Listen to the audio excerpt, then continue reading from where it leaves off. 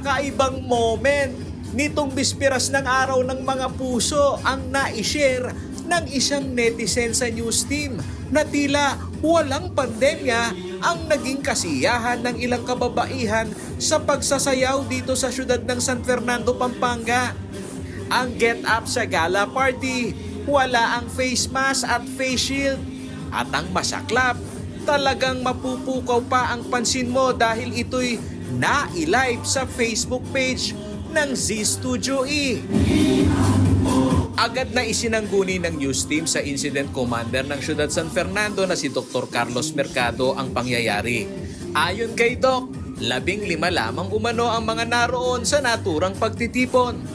Actually, ang nagpunta ang PNP doon with yung wash team namin.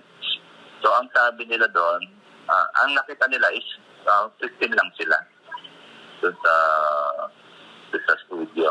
Sinabi pa ni Mercado na napagsabihan naman umano nila ang mga iyon na umakto ng naaayon sa health security protocol. So, napagsabihan naman na sila sa nabigyan sila ng reprimand. Kaya sabi nila susunod na sila. Sinikap naman ng news team na kuhanan ng panig ang Z Studio E, ngunit hindi pa ito tumutugon sa aming tawag. Matatanda ang sa pagtupad ng minimum health security protocol, ilang mga opisyal sa lokal na pamahalaan mula barangay level hanggang kay contact tracing czar Benjamin Magalong ay isa sa mga kontrobersyal na napuna ng mga netizen.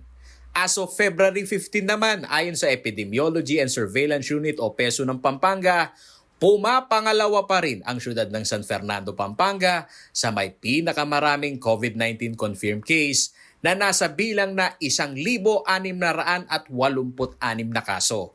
4 ang nadagdag na bagong kaso at nasa 87 pa rin ang nananatiling aktibo. Paolo G. Santos, CLTV News.